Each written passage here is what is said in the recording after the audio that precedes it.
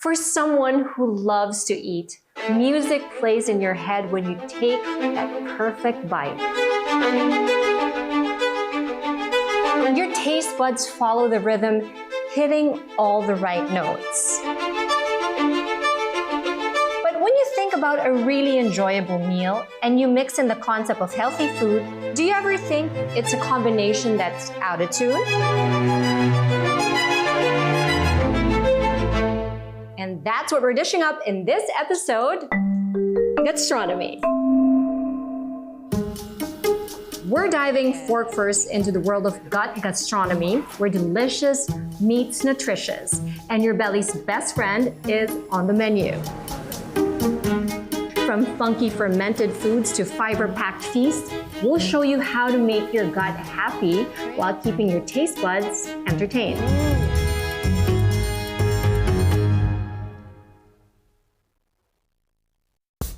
But first, let me tell you about the Lifestyle Lab. As a lifestyle journalist for many years, I've developed a personal passion to explore the ever-evolving world of health, wellness, beauty, and fashion. What started as a curiosity to try and investigate new trends quickly evolved into our show concept. We wanted to create a space where we could dive into these topics not just by talking to experts, but experiencing the topics firsthand. Basically, I'm a guinea pig. The things I do for my job. Which gives my team an excuse to make me try to do daring stunts and honestly everything that sounds weird to them. The idea was to give viewers a behind-the-scenes look at how things work and if it's worth the hype. It's like our laboratory. It's the Lifestyle Lab.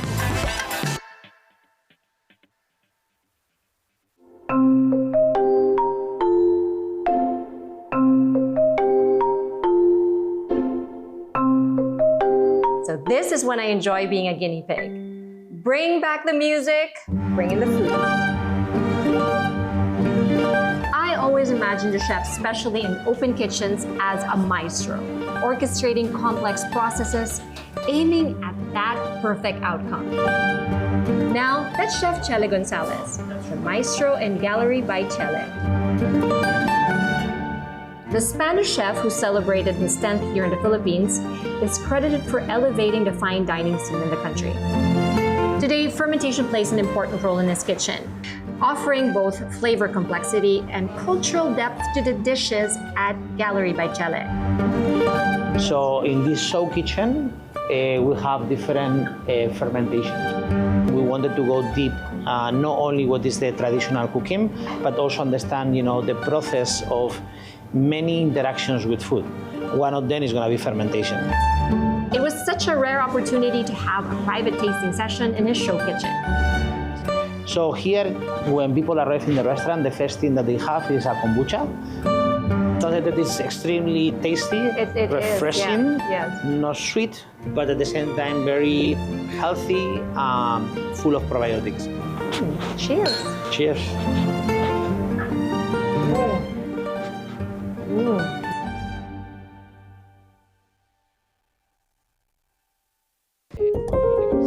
Over the past decade, Chef Chell has always been more than just food. It's about creating unique dining experiences. That's so cool. This year, we have been very happy to be able to show to the rest of the diners something that took 4 years in the making, that it was to bring the cacao as a traditional tropical fruit and not as a chocolate to the table. Normally this goes to the garbage, okay? This is the cacao juice or the cacao mucilage, okay? Ooh. And this will have a lychee nose that, is in a tropical fruit. Then this is the cacao sugar that is in a syrup form. And all different But this flavors. now you go from something very sweet to something very sour, like Filipino cuisine. Yes. So that is going to be a vinegar. Yep. Ooh. Fermentation, you give. Oh, yeah. Right? Then he made me try and showed me how to make the cacao ceviche. banana and oysters. Believe me or Oh, not. I've never done banana. I've never tried banana and oysters. Yes, but both have sweetness. Both are tropical. Well, in this case, at least. Interesting. Okay. And then we will have our ceviche or Filipino kinilaw, Gabriel by Chell style. But Delicious. so aromatic.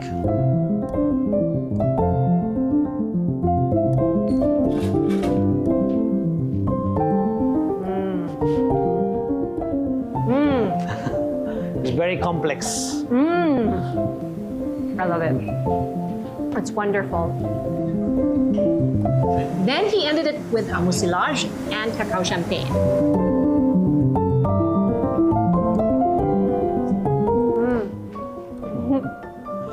So it's gonna be crispy outside, and then as soon as you get to the sorbet, you're going to have refreshing notes. It's light and refreshing at the same time, not what you normally expect from chocolate. Yeah, usually it's heavy. I love it.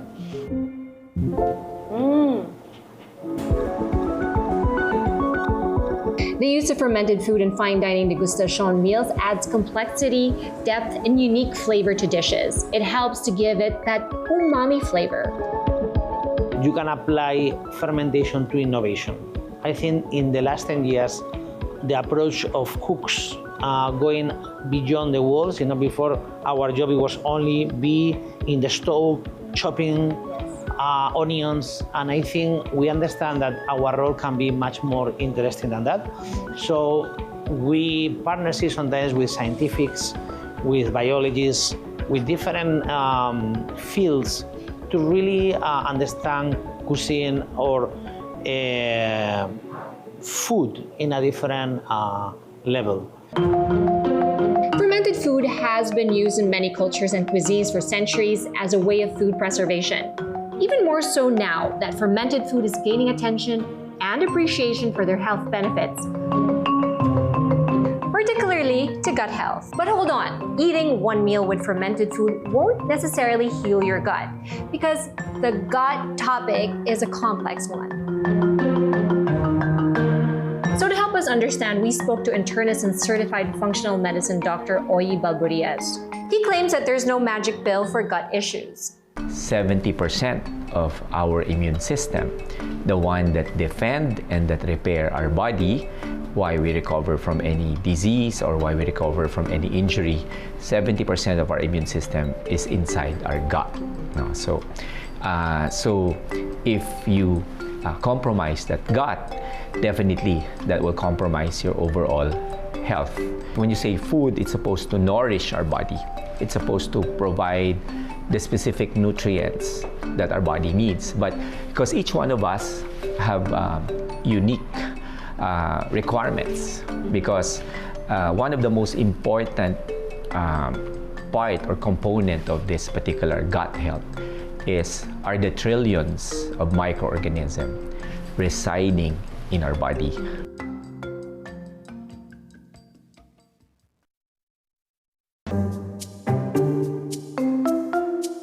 I know it's an acquired taste to eat fermented food, but I got used to it. There's actually more to it than taste, as proven by cultures all over the world. In Japan, they have natto. I brought one from the Japanese supermarket. This was suggested by Sester Lon, and I wanted to try it for the first time on camera. This is fermented soybeans. Ooh, it's sticky. That's intense. Oh, it's so sticky. Natto.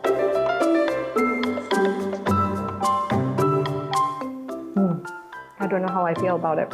It tastes like strong cheese. I could take it. I can get used to it. In Korea, there's kimchi.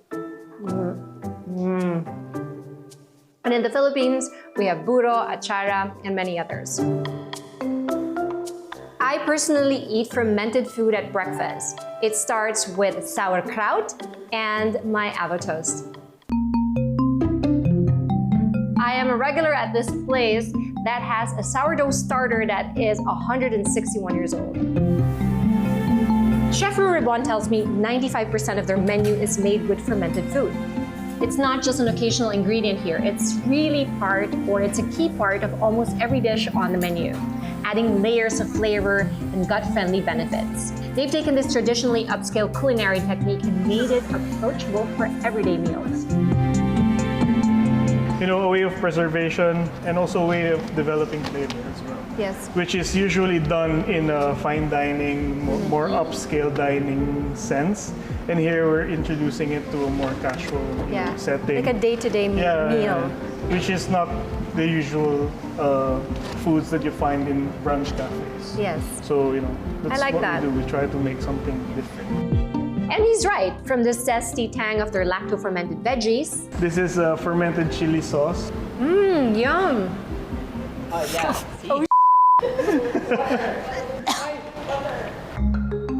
Cabbage, tomatoes, So ketchup homemade, made God. from native tomatoes from Benguet. Yummy. to their house-made miso. Made with all our leftover breads. And we use the protein from the bread. We introduce some mold into it in the form of aspergillus oryzae. Aspergillus Koji. Aspergillus oryzae.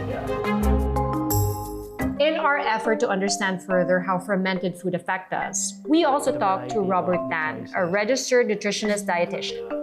From a nutritionist perspective, natural is best because we really do not want sometimes those food additives and chemical components of the food might definitely affect your gut health and your overall health in the long run. The regular intake of fermented foods are proven to really improve the gut microflora, especially the amounts of good bacteria present in our gut.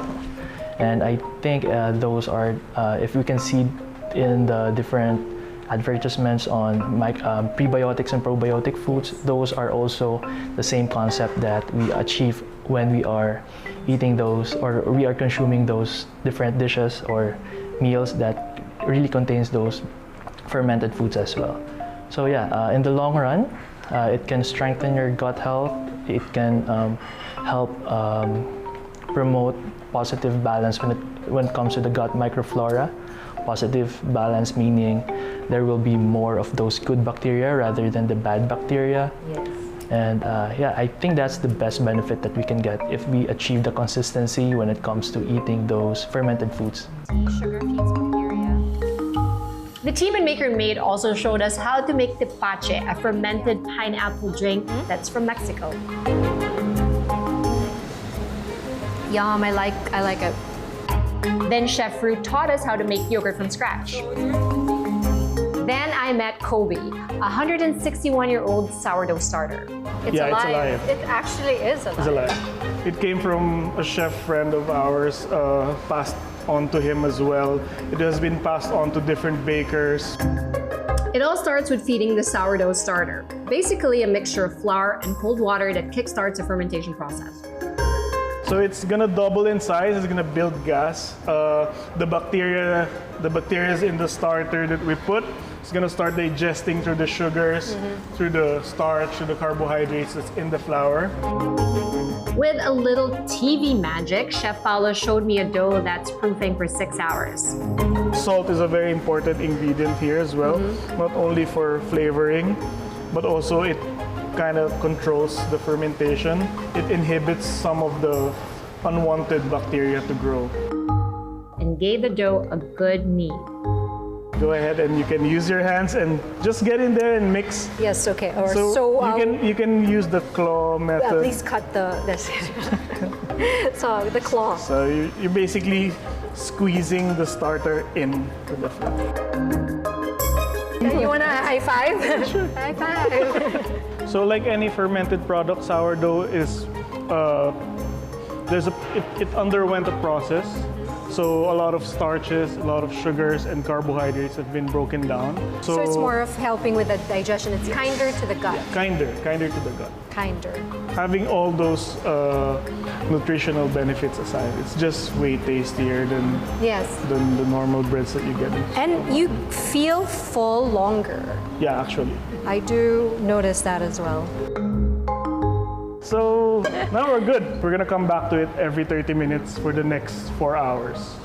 And That's how much work goes yeah, into it. so to do this. that's bulk fermentation. So I'm just gonna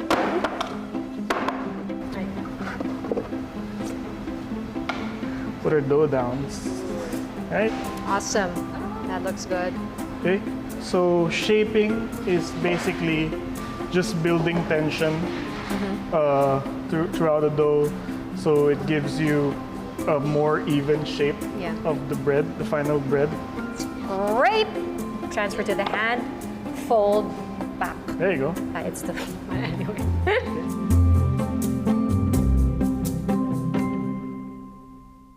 I only eat sourdough because I don't get bloated when I eat it. Oh, it smells so good. I mean, I would admit that there's a lot of work that goes into making this bread, but I have to say it's worth it. We learned that fermentation isn't just about adding a tangy twist with deep umami. It's a process that enriches nutrients, boosts probiotic, and supports digestion. All the chefs we met have mastered the delicate art of fermentation, turning simple ingredients into gut-friendly dishes. Their approach to food is a perfect example of how flavor and health can perfectly blend together. The thing that I follow about nutrition is that it has to have diversity of sources, variety of sources, as well as nutrient density and the colors of the food. Those are the 4 parameters that I look at in each and every plate for me to consider it as a healthy, nutrient-rich meals.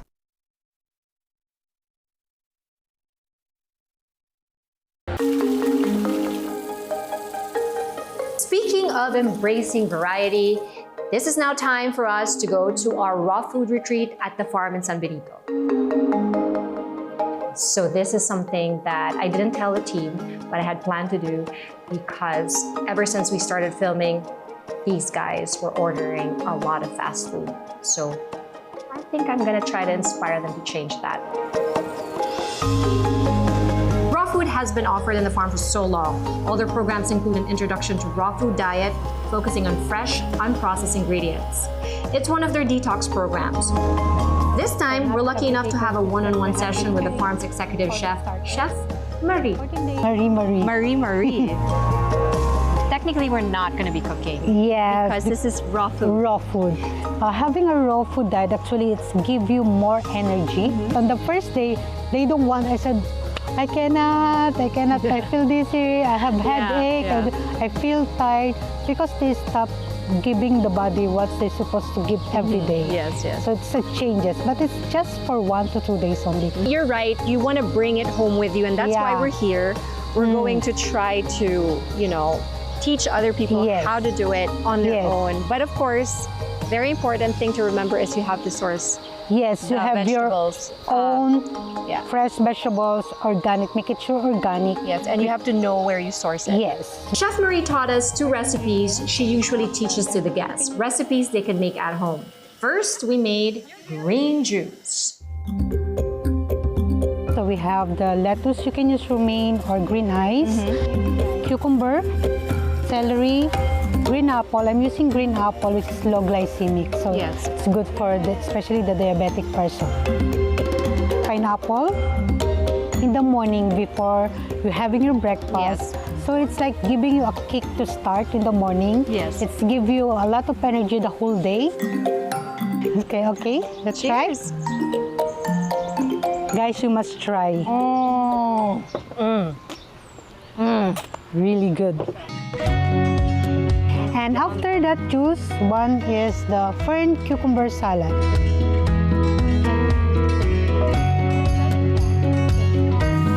We even pick the ingredients ourselves from the herb garden. There's something amazing about picking your own food and knowing where it comes from. It's even better if you grow it. Also, you get them really young. So when they're just sprouting, eto siya. Yes. Is this good? Pwede pa siya. Wow, I'm good at this now. I can spot them. Need tomato, onion, and then for the dressing, I'm using local citrus, which is calamansi, mixed with coconut nectar, Kaya yung sweet and sour. Yum. Yummy. So you just Yum, add yum, it yum. here. Okay, so you just like this.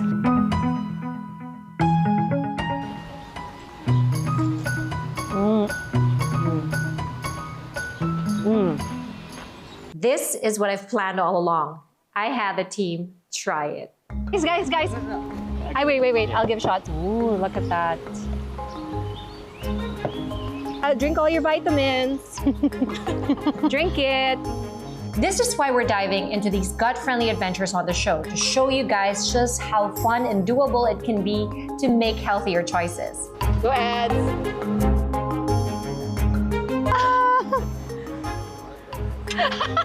Yum? Yum. No. It's good, right? Yeah. When it comes to food and its relation to the gut, we've only scratched the surface. This is only an appetizer in the vast world of gut health. As we've said before, this show aims to inform and maybe inspire you in your own gut health journey. And I'm so happy that everyone is so inspired to make healthier choices that even someone from our team, how much did you lose? 8 kilos! Woo! 8 kilos! Yeah!